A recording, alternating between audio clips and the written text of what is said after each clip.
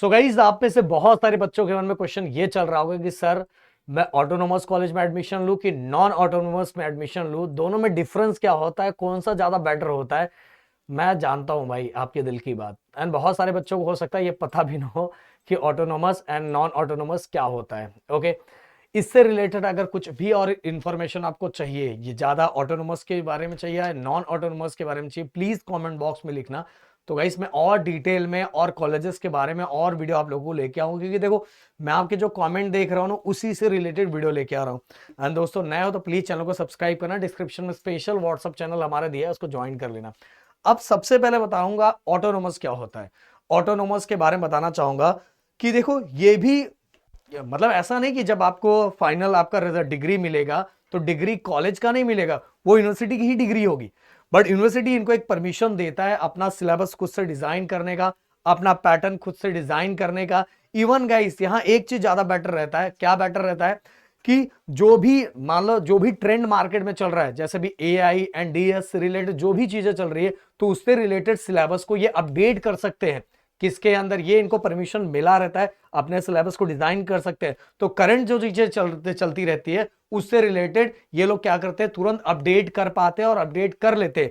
जिससे क्या होता है कि यहाँ में आउटडेटेड बहुत सारी चीजें नहीं मिलती, बहुत सारी चीजें ये जो करंट चलता रहता है उस हिसाब से अपने आप को चेंज करते रहते हैं। ये हमें ऑटोनोमस पे दिखाई देता है। ओके, इंडस्ट्रीज की मांग क्या है, क्या क्या चीजें चाहिए, रिक्वायरमेंट वाइज बच्चों को हमें कैसे चेंज करना है और इनके लिए क्या नया लाना है, ये सभी परमिशन यूनिवर्सिटी इनको दे के रखता है। तो ये अपना टाइम टू टाइम इसको चेंज करते रहते हैं।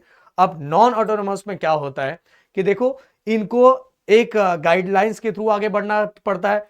यूनिवर्सिटी जो सिलेबस डिसाइड करता है, यूनिवर्सिटी जो एग्जाम का डेट डिसाइड करता है, और एक स्टैंडर्ड एग्जाम के जो पैटर्न्स होते हैं उसी वाइज इनको आगे बढ़ना पड़ता है। और सभी कॉलेजेस उन्हीं के अंडर चलते हैं, उनका एग्जाम का टाइम एक रहता है, एग्जाम का पैटर्न एक रहता है, सिलेबस एक जैसा रहता है, ऐसा ही होता है। हाँ, बट यहाँ एग्जाम जो होता है ना बहुत स्टैंडर्ड होते हैं। ये चीजें थोड़ी बेटर है कि एग्जाम बहुत स्टैंडर्ड होता है। अभी तक जो आपने बातें सुनी होगी उससे आपको लगता होगा कि सर मुझे तो ऑटोनोमस में ही एडमिशन लेना है। भाई नहीं, अभी पूरी बात बाकी है, अभी आधा सुन के मत जाओ। इसके बाद गाइस देखो, कभी भी अगर आप 4 साल की इंजीनियरिंग कर रहे हो तो आपका मेन फोकस होता है कि 4 साल के बाद आपको जॉब मिलना चाहिए और अच्छा खासा प्लेसमेंट होना बहुत जरूरी है। तो इन सभी चीजों के लिए जरूरी होता है आपके कॉलेजेस के फैकल्टी बहुत अच्छा हो, वहां स्किल्स पे बहुत ज्यादा फोकस किया जा रहा हो, एंड बहुत मतलब आपका कैंपस बहुत अच्छा हो, बहुत सारी अपॉर्चुनिटी वहां लाई जा रही होगी, बहुत सारे स्किल्स पे फोकस करवाया जा रहे होंगे। अगर ये सभी चीजें हो रही है तो भाई आपका कॉलेज बहुत बेटर है, वो ऑटोनोमस हो या नॉन ऑटोनोमस हो। गाइस साथ में बताना चाहूंगा कि आपका वहां प्लेसमेंट का रिकॉर्ड क्या है, वहां एवरेज पैकेज क्या है, मैंने बताया फैकल्टी का क्या मतलब। भाई ये बहुत सारे जगह तो बहुत बच्चों को परेशान किया जाता है।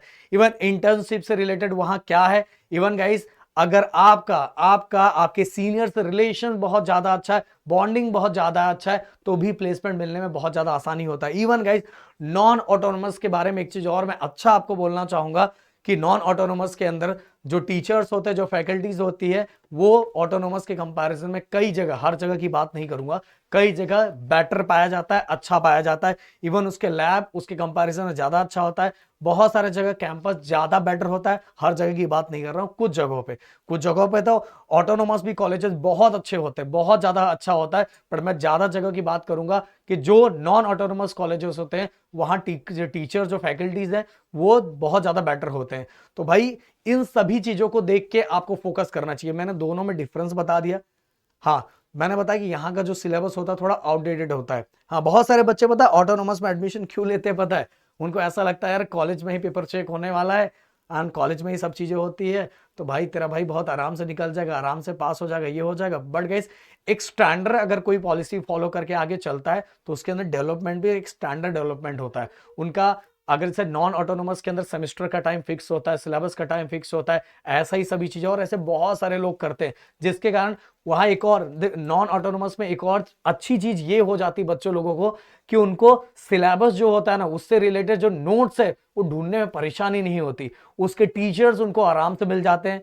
सिलेबस की जो चीजें राहुल सर सामने बैठे हैं, ऑटोनोमस के कितने सारे बच्चे कॉल करते रहते हैं, सबसे परेशानी उनको यही सिलेबस का ही होता है को कि जो कॉलेजेस के अंदर जो बुक्स होते हैं टीचर्स, हाँ वहाँ कॉलेज ऑटोनोमस के अंदर तो ये करना पड़ेगा भाई, टीचर से बहुत अच्छा बना के रखना पड़ेगा।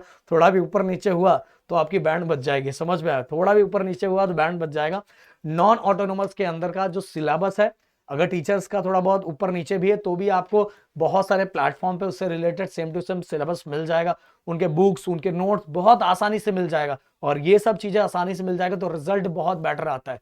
तो कहीं कुछ चीजें अच्छी है, कहीं कुछ चीजें खराब है, आपके अकॉर्डिंग आप जो कॉलेज सेलेक्ट कर रहे हो उसके अकॉर्डिंग देखो कि इनका सिलेबस कैसा है, उस सिलेबस से रिलेटेड मार्केट में अभी क्या क्या अवेलेबल है और क्या क्या चीजें मेरे लिए बेटर है, इन सभी चीजों को फोकस करके दो एडमिशन लेना है। डायरेक्ट ये देख के एडमिशन नहीं ले लेना है कि ऑटोनोमस देख लिया, नॉन ऑटोनोमस देख लिया, किसी ने ये बता दिया किसी ने वो बता दिया, ये सोच के नहीं भाई। कुछ बातें मैंने आपको बताई है, उन बातों को एनालाइज करके दो देन आगे आपको डिसीजन लेना चाहिए। तो शायद जो मैंने बातें बताई आपको जरूर हेल्प करेगा। मिलते हैं नेक्स्ट वीडियो में। Thank you so much guys, जय हिंद एंड जय महाराष्ट्र दोस्तों।